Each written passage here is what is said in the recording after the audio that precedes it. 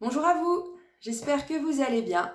Donc pour ceux et celles qui ne me connaissent pas, je vais me présenter, je m'appelle Maria Santiago et depuis 2018, j'accompagne des femmes à trouver leur place pour les aider à créer l'activité qui leur ressemble. Et donc justement, de par mon métier, de par mon accompagnement, j'ai eu envie aujourd'hui de vous partager mon histoire personnelle et finalement de vous partager de comment je suis passée à cette femme qui ne se sentait pas à sa place, à cette femme qui prend sa place petit à petit, qui ose sortir de ce qu'elle connaît pour créer l'activité qui lui correspond et qui la fait vibrer. Donc, comment j'en suis arrivée là? Déjà, à vous dire que avant de sauter le pas de l'entrepreneuriat pour moi c'était un monde inconnu. Je ne savais pas du tout ce que c'était ou j'en avais une idée. Et puis de toute façon, je m'étais clairement dit, c'est pas fait pour moi. Donc, ce qu'il faut savoir, c'est que je n'ai jamais cherché à être ou devenir entrepreneur. C'était pas pour moi une fin en soi, c'était pas un objectif. Moi, tout ce que je voyais, c'était que je sentais que depuis le début, en fait, si je reviens en arrière, sentais que je n'avais pas pris les études qui me correspondaient, que j'avais pas choisi la voie professionnelle qui me correspondait. Mais en même temps, comme j'avais tellement peur et je savais pas du tout de quoi j'étais capable, j'ai fait des choix un peu comme ça par dépit. Je me suis laissée mener par la vie. Et donc, j'ai commencé ma vie professionnelle, comme la plupart d'entre vous, un petit peu avant 25 ans. Et dès le départ, j'ai su que j'étais pas à ma place. Mais j'ai envie de vous dire, que ce soit à titre professionnel ou dans les autres sphères de ma vie, je crois que je ne me sentais pas du tout à ma place en règle générale. Parce que j'avais pas du tout confiance en moi. Donc ce que je me suis dit, c'est qu'en fait, si j'étais pas à ma place, c'était forcément à moi de m'adapter et c'était forcément à moi de faire en sorte euh, d'être, de me sentir à ma place dans cette place-là. Donc j'ai passé beaucoup d'années à effectuer le même métier. En fait, moi, je suis restée très fidèle à mon entreprise. Je suis restée, donc j'ai fait 15 ans le métier de commercial et je suis restée 13 ans dans la même entreprise. Toujours avec ce sentiment de ne pas être à ma place, de ne pas être faite pour ça, parce que c'est pas dans mon tempérament de vendre, c'est pas dans mon tempérament de regarder les chiffres, de vouloir être la première, de vouloir vendre à tout prix. Enfin, c'était pas dans mon tempérament. Et en fait, le cœur de mon métier, c'était ça. Et donc, j'ai passé des années à me dire, il faut que tu y arrives, il faut que tu fasses comme les autres, il faut que tu t'adaptes. Voilà. Donc, j'ai passé quand même pas mal d'années à faire les montagnes russes. Alors, un coup, ça y allait, un coup, ça y allait pas. Un coup, je me suis dit, ça y est, maintenant, je vais faire comme ce qu'on me demande. Ça va, arrête de te poser des questions. Un coup, je redescendais. Ouais, mais en fait, ça, c'est pas du tout ça que je veux.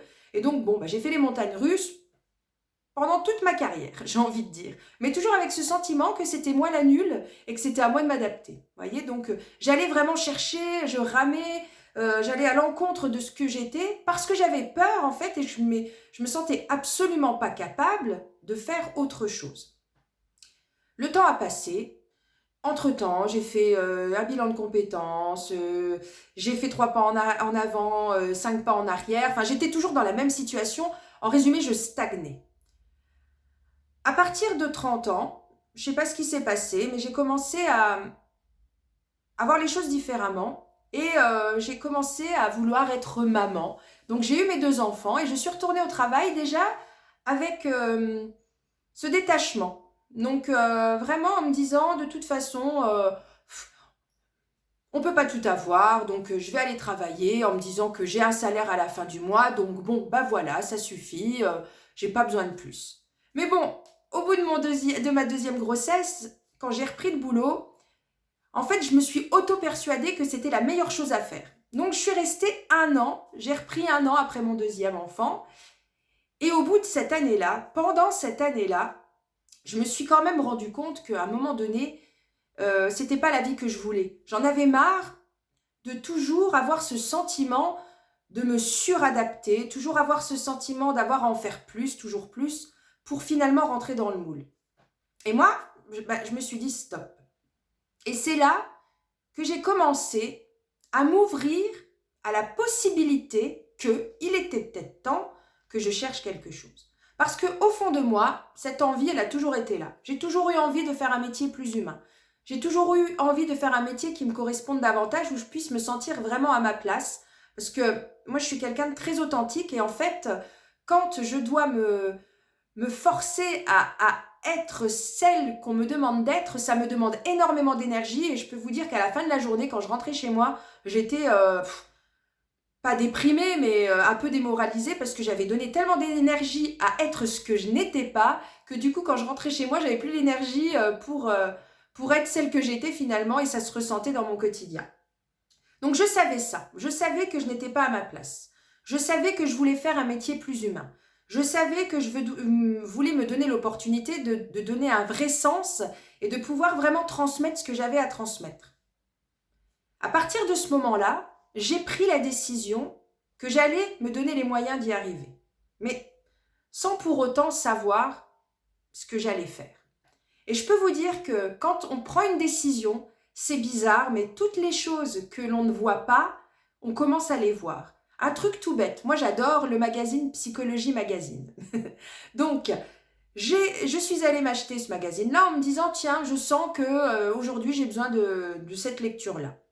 Je suis tombée sur un article et les mots ont fait sens. Ils ont parlé, je ne sais pas si vous connaissez, mais trouver son ikigai. En fait, c'est quoi? C'est donner un sens à sa vie. C'est de se donner une bonne raison de se lever tous les matins et de se sentir finalement totalement aligné avec qui on est et prendre sa place tout simplement. Et ces mots-là, ils ont fait tilt. Et donc de là, j'ai acheté ce livre-là.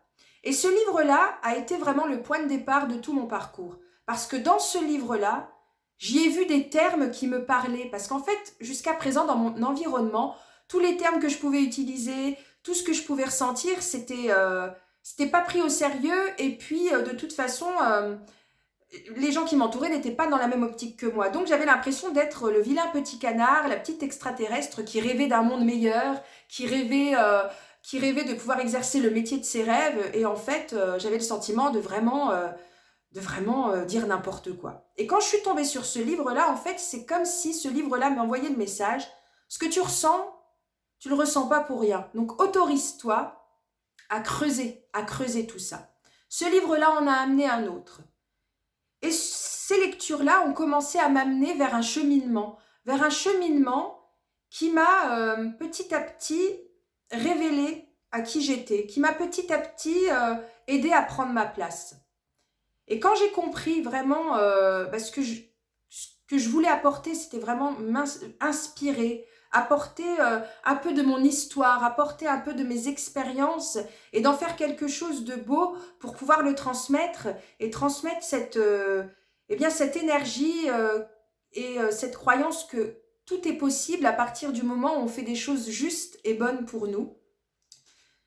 Alors ça n'a pas été évident parce que, comme je vous le dis, depuis toute petite, je ne me sens pas à ma place. Et depuis toute petite, j'ose pas m'assumer parce que je me cache derrière ce qu'on doit faire, ce qu'on ne doit pas faire. Et donc, je me suis vraiment, depuis tout petite, ralliée à la cause de tout le monde et je suis rentrée dans une case. Donc, je peux vous dire que ce travail, il n'a pas été évident. Aujourd'hui, avec du recul, je sais ce qui m'a permis d'en arriver là. J'ai pris conscience de qui j'étais en fait. Et j'ai fait vraiment ce voyage personnel, ce voyage à l'intérieur de moi-même.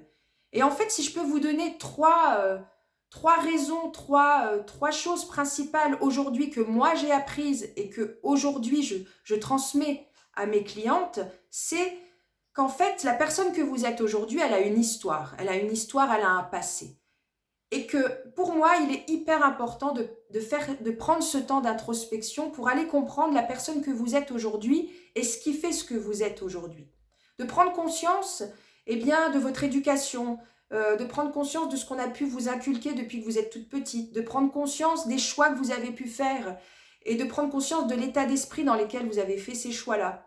Prendre conscience aussi de vos expériences, qu'est-ce qu'elles ont fait de vous, quelles sont les pensées que vous avez, quelles sont les vérités que vous vous êtes créées, pour que finalement, en fait, pourquoi faire? C'est pas pour remuer le passé, c'est vraiment pour vous donner cette possibilité de prendre conscience des choses et de vous donner le pouvoir de vous libérer de tout ça. Et en fait, c'est vous libérer de ce passé-là, c'est de vous donner l'opportunité de remettre d'autres choses à l'intérieur et que d'autres choses puissent venir remplacer les choses qui ne vous correspondent pas.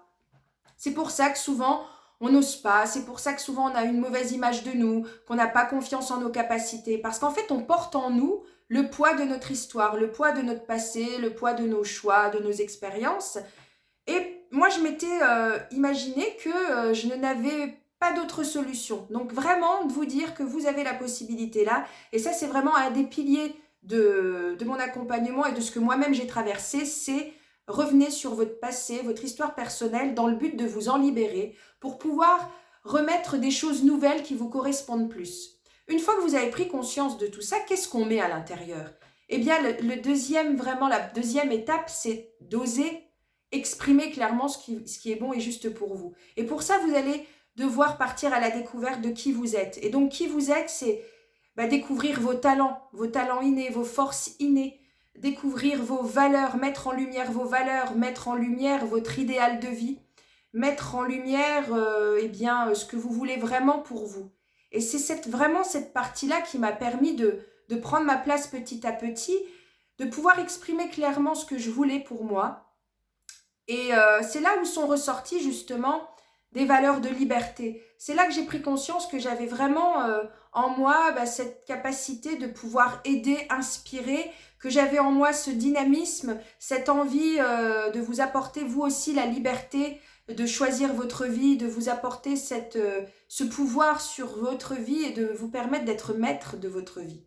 Et ça, c'est petit à petit que j'ai commencé à rassembler toutes les pièces du puzzle et que j'ai pris conscience que c'était en sautant le pas vers l'entrepreneuriat. C'est seulement à ce moment-là que je me suis dit, en fait, je veux être entrepreneur parce que c'est en étant entrepreneur que je vais pouvoir exprimer à 100% qui je suis et je vais pouvoir être au plus juste de mes valeurs.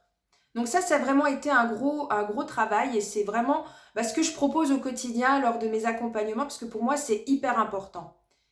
Et après, le troisième pilier, c'est qu'en fait, une fois qu'on a pris conscience de toutes ces choses-là, une fois qu'on s'est libéré de son passé, une fois qu'on a pris conscience de ce qu'on voulait vraiment pour nous et qu'on a mis des mots sur ce qu'on était capable de faire, qu'on a révélé la personne qui dormait, on a réveillé la femme qui sommeille, on a pris conscience de nos valeurs, eh bien, une fois que vous avez tout ça, si vous ne passez pas à l'action, forcément, il ne se passera rien. Et donc, c'est cette troisième phase où j'ai commencé à mettre des choses en place.